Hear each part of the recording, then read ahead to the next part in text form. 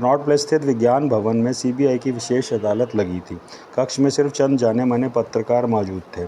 जनता के आने की वैसे ही मनाही थी उस स्पेशल कोर्ट में। कक्ष से बाहर मेन गेट तक फौज ही फौज खड़ी थी। अतः दर्शक दीर्घा के लिए सिर्फ पहली पंक्ति में ही कुर्सियां रखी गई थी, जहां प्रेस व टीवी से संबंधित प्रतिनिधि तो बैठे ही थे, साथ ही उन्हीं के साथ Edward Figueroa, doctor Nadmi, nurse, Gajanan Thackeray और मैं लैला बनी और श्रीवास्तव बैठे थे। मुजरिम के कटघरे में नीला बनी लैला मौजूद थी। चीफ जस्टिस प्राणनाथ नारंग अपनी कुर्सी पर मौजूद थे। Order order. जस्टिस नारंग ने अपना गैवल बजाकर कक्ष में होती कानाफूसियों व सुगबुगाहटों को शांत किया। फिर आगे बोले, केस की कार्रवाई शुरू की जाए। Your honour. तभी सीबीआई की तरफ से मेरे विरुद्ध खड़ा गया वकील प्रेम डी पॉल खड़ा हुआ। यह केस स्टेट वर्सेस नीला दामली के विरुद्ध दर्ज किया गया है। नीला दामली पर किसी प्रतिपक्ष की तरफ से मुकदमा दायर नहीं किया गया था। जनहित याचिका के अधीन यह मुकदमा सरकार की तरफ से दायर किया गया है। पिछली 2 रातों के मद्देनज़र बकौल तमाम एज पर द सेइंग टीम बाय टीवी चैनल्स, तमाम न्यूज़ चैनल व अखबारी सुर्खियों की रूप से यह बात स्पष्ट हो जाती है कि मुलजिम नीला दामली ने कर्नल सैमी को प्लेन के दरवाजे में से कूदने के लिए मजबूर किया, जिसकी तस्दीक नैन्स बॉन्ड ने अपने लिखित बयान से की है। कहते हुए वकील डी पॉल ने नैन्स बॉन्ड का हलफिया बयान की कॉपी पेशकार को दी। पेशकार ने वो बयान बाकायदा जस्टिस साहब तक पहुंचा दिया। वो उस बयान को पढ़ने लगे। मिस्टर बॉन्ड ने साफ लिखा है कि उन्होंने प्लेन के दरवाजे से कर्नल सैमी को धक्का देकर गिराते नीला दामली को देखा था, पर यह बात अपने आप में जचती नहीं। इसके विरोधी बयान में नीला ने जेम्स बॉन्ड पर आरोप लगाया कि कर्नल सैमी ने बॉन्ड की साजिश के तहत ही पहले से तयशुदा जगह पर खुद को गिराया ताकि वहां पर जेम्स बॉन्ड को कोहिनूर दे सके। शायद ऐसा हुआ भी हो और ना भी हुआ हो। बॉन्ड का आरोप था कि कोहिनूर नीला के पास है और ऐसा नीला ने अभी यहाँ तक आते आते जीप में गजानन ठाकरे के सामने कबूला भी है कि वो जानती है कि कोहिनूर कहाँ है। और कथनोपरांत वकील डी पॉल क्षण भर को रुका।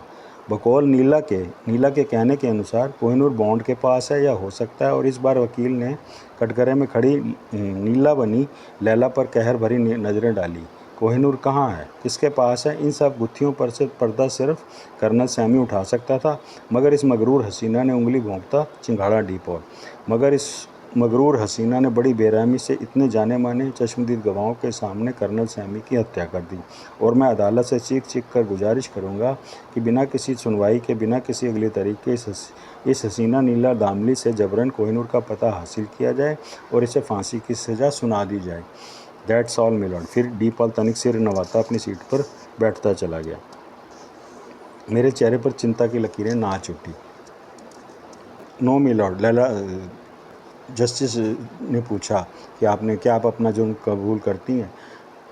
No milord. लैला तटस्थ स्वर में बोली। आपने अपने लिए कोई डिफेंस लॉयर भी नहीं चुना? No milord. लैला बोली, यानी आपको अपने ऊपर लगे तमाम इल्ज़ाम कबूल हैं? जस्टिस नारायण ने फटी फटी आंखों से नीला और लैला को देखा। Yes milord. लैला की भंगिमा पर कोई फ़र्क नहीं पड़ा।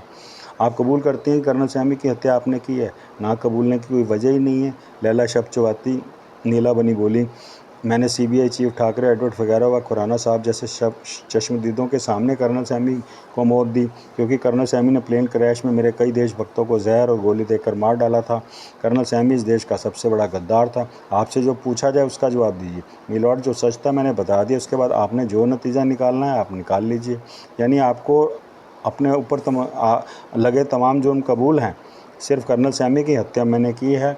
लैला ठोस स्वर में बोली, बाकी के तमाम इल्ज़ाम बेबुनियाद हैं, पर मेरे पास उन इल्ज़ामों से बचने के लिए कोई ख़ास सबूत भी नहीं। वैसे भी जो सज़ा कर्नल सैमी की हत्या के एवज में मुझे मिलनी है, वही सज़ा बाकी जुर्मों की भी मिलनी है। आप बेफिक्र होकर अपना जजमेंट दे सकते हैं। मिस नीला। जस्टिस नारंग फुंफकारें। अदालत को आपके लहजे से अपनी तौहीन की बू आ रही है तो सूंघते रहिए। लैला भी फुंफकारी नीला बनी। मिस नीला। जस्टिस नारंग का कर्कश स्वर कोर्ट में गूंजा। भाड़ में गई नीला। लैला का स्वर भर्रा उठा। भाड़ में गया कोहिनूर और भाड़ में गया हिंदुस्तान, माई फुट। उसके बाद उसके साथ ही लैला ने कटघरे में अपना पैर पटका।